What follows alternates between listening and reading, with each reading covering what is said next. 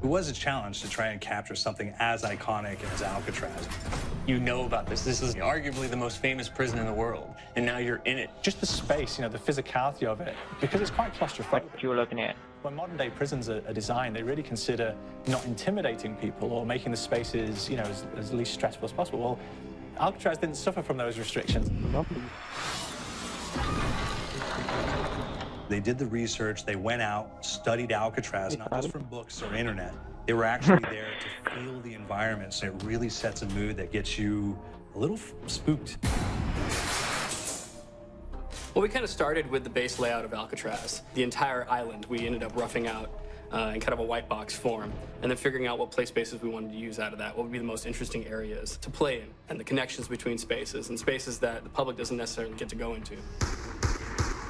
We really did a lot of pushing to really enhance that psychological horror aspect that we're really looking for, and this is a really good opportunity to really tell something special. Like I got stuck right through the gates to hell! This time around, I feel like it's been identified that there are these side missions that you're going to go out and try to accomplish. Al and the rest of the groups put together this escape plan, but the point is to get the parts and assemble this plane so they can get off the island. We did something new for the first time. We have actually contextual music that goes off. So that's a first for zombies. And it's all based around this horror thriller aspect. Every location will have a specific stinger that you hear when you find it, when you discover it, when you start unraveling the story, we start building on the music that you're hearing, and it's really enhancing that experience and going along with it in parallel.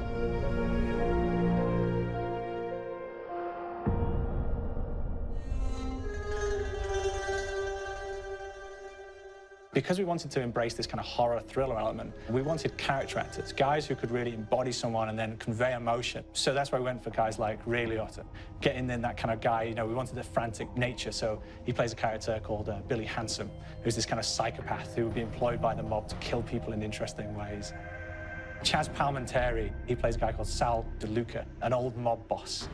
Michael Madsen playing Finn O'Leary. He's kind of worked himself from the floor, you know, from the streets. He's got his hands dirty in the blood and the guts a couple of times.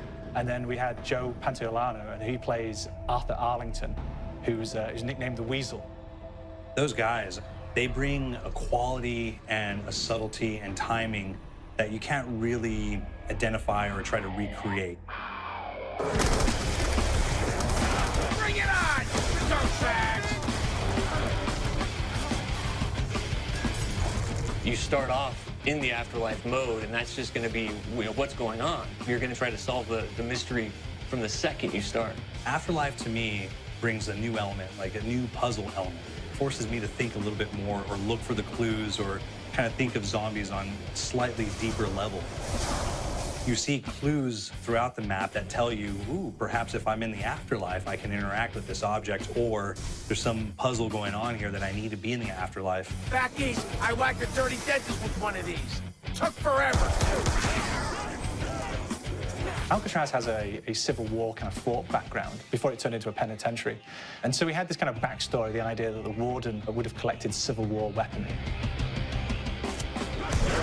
And one of them is a blundergat. It's a fictional weapon, but the idea of the combination between a blunderbuss and a Gatling gun. And possibly, there might be a way of upgrading it to a more fantastical weapon that the players may find. You all gotta go sometime? You just went now. There's one main zombie, one big zombie that's going to come through and wreak havoc on your life. He'll lock down the perk machine, he'll close down the box, so you have to pay to get that open again. So you don't want him to interfere with your process. Now's a good time to pick a fight. It's a fun challenge. It keeps things moving forward. In terms of perks, we have a new perk called Electric Cherry. When you reload, it gives a shock around, which scales over time. Who's asking for it, greaseball? There's so much to experience in this map. Every time I play it, there's a new tactic to take, a new experience, a new objective to go for. But there's also this layer of things that we aren't exactly exposing to the players right off the bat and will need to be discovered. Don't let me go. Is it the calling we hear? We've got the undead in there, we've got these historical elements, and these fantastic actors all seem to be with peace with each other in this kind of same world. So it's magical, and our team is incredibly excited by it. We see the call.